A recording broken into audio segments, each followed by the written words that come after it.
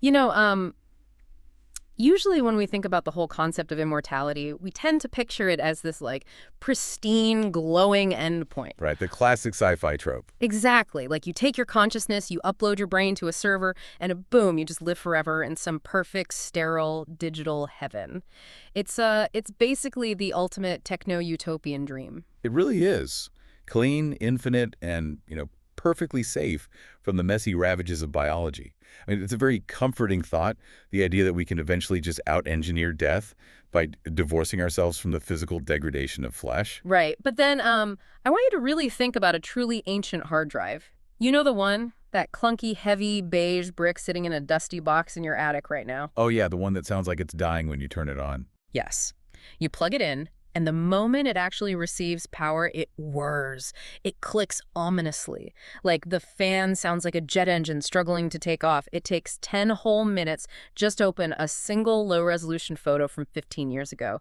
And half the files you try to click on are just completely corrupted anyway because the system is physically dying. Well, because that is the inescapable reality of data decay. I mean, nothing is truly infinite. Substrates degrade over time, hardware fails. Yeah. We really like to think of the digital realm as this ethereal, permanent thing, but it is entirely dependent on physical matter, matter that is, frankly, constantly fighting a losing battle against entropy. Exactly. And so today we are stepping into a universe where an entire galaxy-spanning civilization has staked its entire existence, its biology, and its very soul on what is effectively a dusty, clicking, ancient hard drive. A very apt analogy. So welcome to today's deep dive. We are unpacking a really incredibly rich set of source notes today titled Legacy of the Votann, the Cloned Kindreds.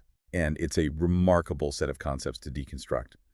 We're looking at a society that just completely upends the traditional tropes we are so used to seeing in science fiction. Our mission today is basically to figure out how this technocratic civilization actually functions beneath the surface, because we are looking at a society built entirely on cloned biology, surprisingly egalitarian artificial intelligence, and absolute unwavering devotion to supercomputers that are literally buckling under the weight of time.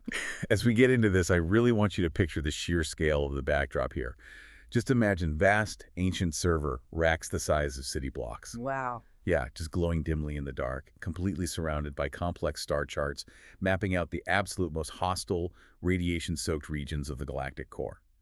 This deep dive is fundamentally about a society defined by a symbiotic, but potentially doomed relationship with colossal machine intelligences. Okay, let's unpack this, because there is a massive misconception we really need to address right at the top. For those of you who know this universe, you know exactly what I'm talking about. Yes, the obvious visual comparison. Right. When people first encounter the kin of the Leagues of Votann, it is so incredibly easy to just pigeonhole them. You know, you see the shorter stature, the heavy armor, the deep core mining aesthetic, the fact that they live in holes. And your brain immediately just goes, got it, space dwarfs. Exactly, space dwarfs. This is a very common cognitive shortcut. Wow. We take a familiar fantasy archetype, we slap a spacesuit on it, and we just assume we understand its entire cultural and biological framework. Right, like they're just humans, but shorter, stockier, and obsessed with golden ale. Precisely. But the moment you actually look at the underlying reality of the source text, you have to drop that assumption completely. Right. I mean, they are not fantasy tropes transplanted into the stars. They are the direct descendants of humanity's very first deep space pioneers. Yeah, their entire identity isn't defined by some pseudo-magical fantasy heritage. It's defined by grim determination and incredibly ancient artifice. Which is why, to understand a society, we must first look at how its people actually come into the world. And in the case of the kin, the word born is just entirely inaccurate. Because they aren't born at all. No, they're manufactured. Yes, the kin are a cloned race. Every single generation is produced from massive devices that are known as crucibles. And just the word crucible gives you such a vivid sense of what the society is about, right? It implies a forging process. Exactly. A crucible is where you melt down raw materials to forge something stronger. It's not a cozy nursery. It's an industrial forge for flesh. And importantly, this isn't just mass replication for the sake of sheer numbers, like you might see with an insectoid swarm or something. Their physiology is deliberately, meticulously tailored. Right. They are engineered for survival in the extreme, hyper-lethal environment of the galactic core. And they achieve this using stable genetic templates that the text calls clone skeins. Clone skeins. I love that term so much. I was really trying to wrap my head around the practical reality of this, and I realized it's actually a lot like buying custom-built hardware for a specific extreme What environment. do you mean? Like, you don't buy a standard off-the-shelf commercial laptop if your job is to run analytics outside a deep-sea submarine or, like, a polar research station. No, you buy something ruggedized. Right. You buy a purpose-built machine where every single component, the casing, the motherboard, the thermal regulation, is specifically designed to withstand pressure, cold, and radiation.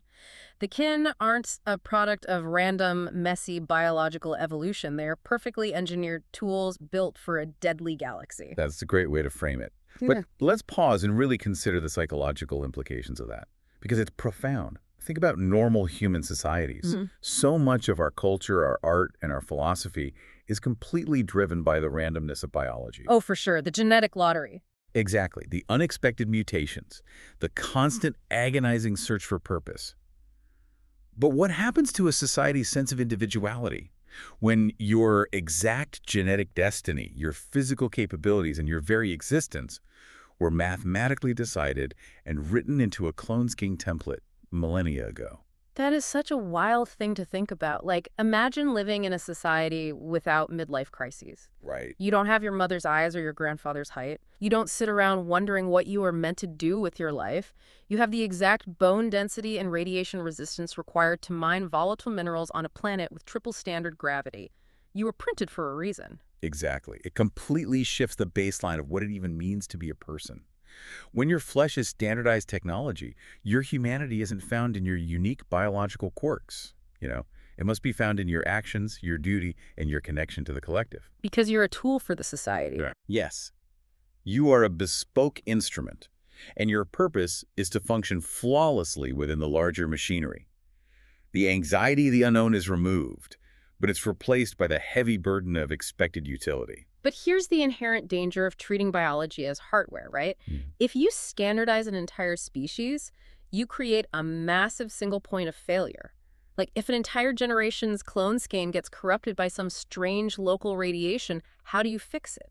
You can't just rely on natural selection to sort it out over a million years. No, you need a master backup. You need the original blueprints to print the next batch correctly. Which leads us directly to the beating heart of their civilization. If the kin are essentially 3D printed biological hardware, the entities holding those blueprints are the Votann. The ancestor cores, these incredibly ancient, sentient supercogitators that sit at the absolute center of every league's territory. And we need to be clear, these are not mere servers. They are repositories of unimaginable wisdom. We're talking about standard template constructs. Which are basically the holy grails of technological blueprints in this universe, right? Absolutely. They allow you to build everything from a simple toaster to an interstellar starship from basic raw materials. And alongside those, the Votann hold weapon specifications, complete genealogical data for every single clone scan variation, and vast, exhaustively detailed libraries of military theory. Now, really vital distinction here for you guys listening. The kin revere these machines, but they don't worship them like spiritual, mystical gods. It's not a religion of faith and incense and magic. They are venerated databases. Yes, the reverence is entirely practical, even if it has naturally taken on a sort of ritualistic tone over thousands of years. They are the bedrock of kin society. I mean, if you lose an ancestor core, you don't just lose your history. You lose your ability to manufacture future generations. You literally lose the blueprints to your own bodies, which perfectly explains why the kin will gladly, without a second of hesitation, lay down their lives to protect them. They are literally defending the source code of their own existence. But here's the tragedy of the whole thing. We are looking at this civilization very deep in the timeline. The passage of deep time is taking a brutal physical toll on these machines. They are suffering from senescence. Senescence, yes. In biological terms, it means the gradual deterioration of functional characteristics. In the case of the Votann, they are becoming senile. It's such a jarring concept, isn't it? A senile supercomputer. It is. Their databanks are incredibly strained by millennia upon millennia of accumulated data. They are buckling under the weight of their own infinite memory. You have to remember, they haven't just been sitting idle. They have been constantly fed new data for thousands of years. Right. And the symptoms of this are so fascinating because over the millennia, these machines have started developing bizarre, almost human eccentricities, like a tactical calculation or a clone skiing adjustment that used to take, what, 3 seconds when the machines were first booted up? Now it might take decades, or even centuries, for the machine to process the query and spit out a response. Because the processing power is entirely consumed by data management. Right. Exactly. Error checking, routing around physically degraded sectors, trying to reconcile contradictory data points uploaded thousands of years apart. It goes right back to that ancient 1990s family computer analogy I made earlier. Imagine that beige, overheating tower holds literally all of human knowledge. The hard drive is literally clicking. The fan is screaming. You type in a search query like, how do we cure this new space plague? And you hit enter. And you wait. And the little hourglass icon pops up on the screen. Only you might have to wait 3 entire generations of your family living and dying before the hourglass finishes spinning and actually gives you the answer. But you still defend that computer with your life because you cannot survive without it. It is a profoundly poignant look at technological degradation. Yeah. I mean, we usually picture advanced sci-fi civilizations as having flawlessly sleek, instantly responsive, infinitely powerful AI. The computers are always perfect. Oh, yeah. Always glowing blue and talking in a soothing voice. Right. But the kin are an advanced hyper-rational society that is fiercely protecting and venerating a decaying senile hard drive. It introduces a massive vulnerability into their technocracy. It's terrifying. And because the machines are getting so eccentric and so slow and just so bogged down in their own digital architecture, you can't just plug in a keyboard and ask a question anymore. You actually need specialized interpreters. The Grimnir, also known as living ancestors. Right. These are universally respected kin who have the unique and apparently incredibly taxing ability to commune with these failing machines. The Grimnir essentially act as the bridge between the agonizingly slow, infinitely complex digital minds of the ancestor cores and the immediate physical needs of the kin. They have to wade through the data static, interpret the eccentricities, and parse out the actual answers from the noise. It elevates them to a position of immense societal power, but also immense psychological burden.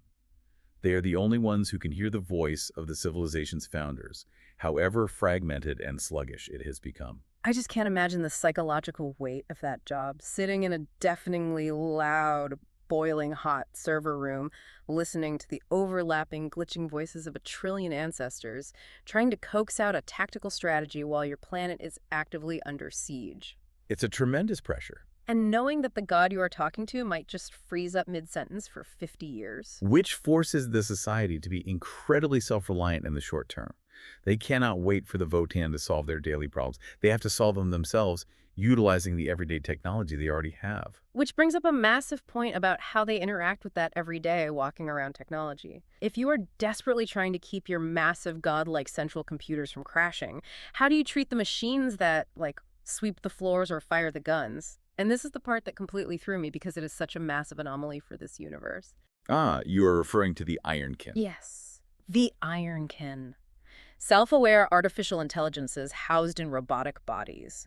And the crazy thing is, they aren't just tolerated, they are treated as absolute equals on every single level of kin society. If you are this universe, you know that sanctioned, equal rights AI is practically a myth.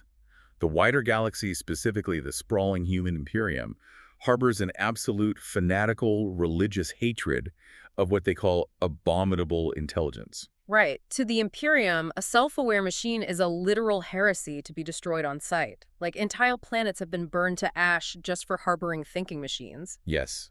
The standard operating procedure for conservative sci-fi settings is violent xenophobia and a deep terror of technological autonomy. It's the classic fear. The machines will rise up, they lack a human soul, they're inherently dangerous, so we must enslave them or destroy them. So the fact that the kin just casually treat a literal robot as a sibling is a massive, glaring anomaly. But look at the underlying philosophy. Does it actually contradict their nature? Well, see, I actually thought it did. I was looking at this and thinking, wait, if they are hyper-pragmatic survivalists, wouldn't they view AI as disposable tools? Why give a programmable machine equal societal rights when you could just command it as an expendable slave? It's a logical question. Right. If you live in the most lethal part of the galaxy, granting civil rights to a bulldozer feels contradictory to ruthless survival logic. It seems contradictory until you re-examine their own origin. You have to trace it back to the crucibles. The biological kin are cloned from machines. They emerge from mechanical wombs based on digital templates downloaded from a server. Oh. For the kin, the line between flesh and metal wasn't just blurred, it never existed in the first place. Oh, man. Okay. That makes perfect sense. They do not possess a romanticized view of natural biological birth to hold up as morally superior to artificial machine creation. Both a biological kin and the mechanical iron kin are created entities designed for a specific purpose, contributing to the survival of the hold. Wow. When your own biological people are literally 3D printed wetware, looking down on a robot for being manufactured hardware would be total hypocrisy. Yeah, exactly. That's actually a highly logical, deeply pragmatic approach. They don't have the luxury of biological bigotry. If an ironkin can hold a weapon, calculate a warp jump, mine a resource, and defend the Votann just as effectively as a flesh-and-blood kin, then they are kin. Exactly. It completely strips away the mystical religious prejudice against AI and replaces it with pure utilitarian egalitarianism. They are brothers in arms, regardless of the substrate of their consciousness.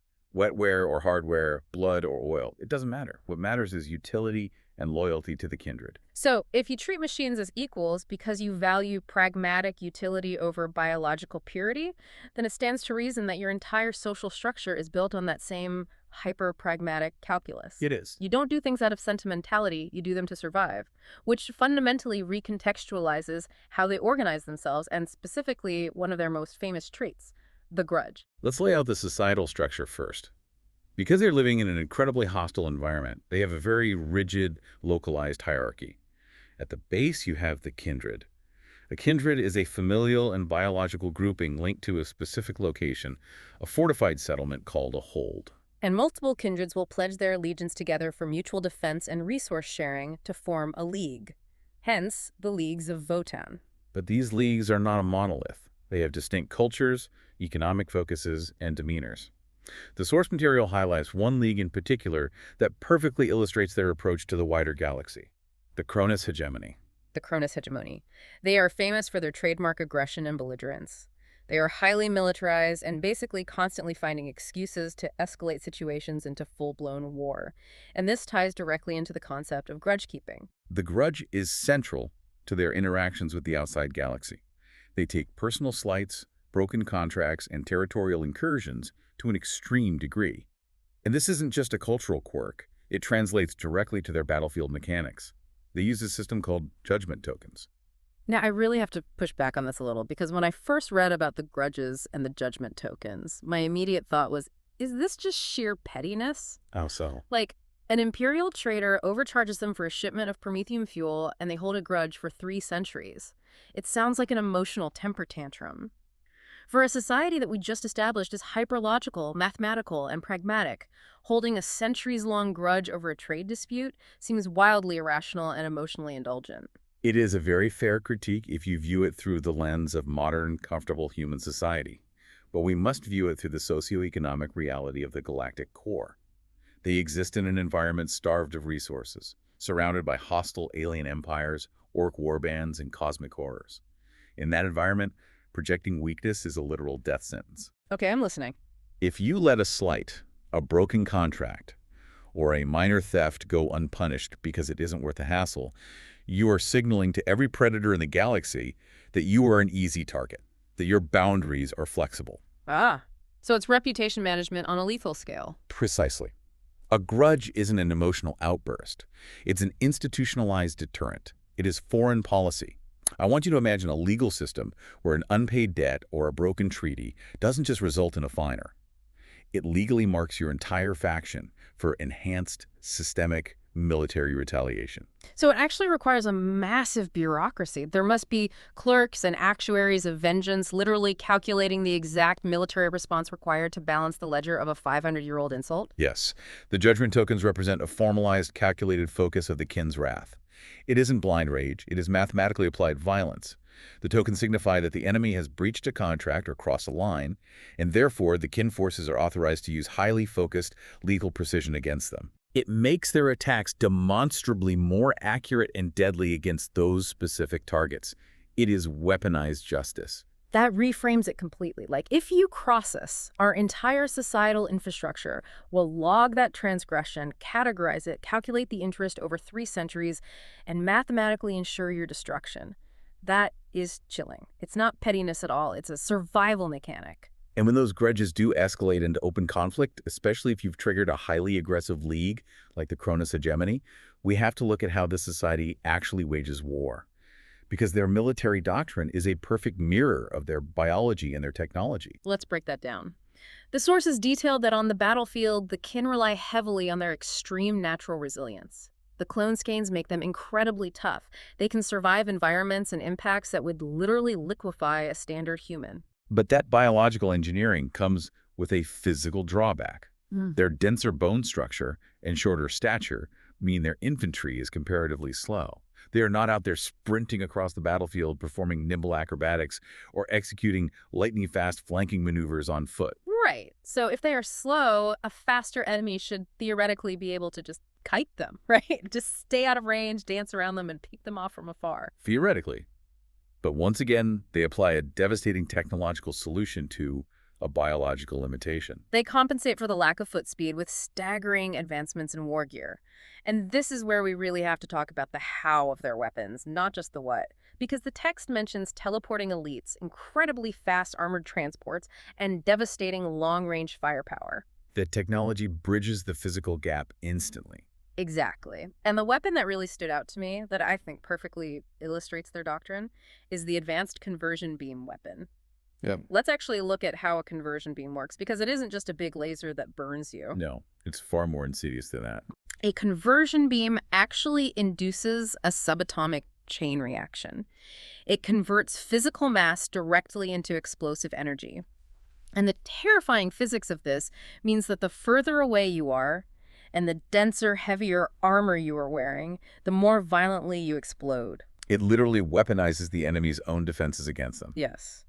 If you are a heavily armored tank sitting 2 miles away, thinking you are perfectly safe from the slow-moving infantry, the conversion beam hits you, takes the massive weight of your own armor plating, and turns it into a miniature nuclear detonation. It forces the enemy into an impossible tactical dilemma. It's like fighting a heavily armored phalanx that moves at a crawl, but the spears they are holding are a mile long. You can dance around them all you want, but you can never actually get close enough to strike without getting impaled by their technology. If you try to run away, they run you down in grass transports. Right. If you try to outmaneuver them, their elite troops just calculate a pinpoint teleportation jump directly behind your lines. And if you try to sit back and snipe them, they vaporize you with a conversion beam. Notice how perfectly their warfare mirrors their broader society. It is inexorable. It is heavily fortified. It leaves absolutely nothing to chance. And it is utterly reliant on superior ancient technology to enforce their will upon a chaotic universe. Everything from the clone skeins that make them tough to the conversion beams that destroy their enemies traces back to the wisdom downloaded from the ancestor cores. But even with clone skin resilience, even with teleportation and conversion beams, in a universe this relentlessly hostile resilience eventually fails. Armor breaks, people die. Which brings us to what is arguably the most sobering, tragic part of the source text. What is the ultimate fate of a kin when the armor finally cracks? How does their death feed back into the very machines that birthed them in the crucibles? The text introduces this section with an incredibly heavy, melancholic phrase. It says, "To be kin is to carry a great and wearying burden." Their entire existence is defined by an ancient, inexorable engine known as the cycle of the ancestors. This cycle isn't just a religious concept. It is the core mechanical philosophy of their civilization. The dead must serve the living, and the living must, in turn, serve the memory of the dead. When a kin dies, their existence does not simply end. Their mind, their lived experiences, their accumulated tactical knowledge, their memories, all of it is extracted and offered up to rejoin the ancestor core. They upload their souls to the hard drive. Essentially, yes. The belief is that the sum total of their life experiences will enrich the machine minds. Every battle fought against a new alien species, every star mapped in an uncharted sector, every minor technological refinement discovered in the field, it is all fed back into the Votann to aid future generations. And this isn't just a passive, comforting idea of an afterlife. This upload process is the fundamental reason they are out there in the galaxy in the first place.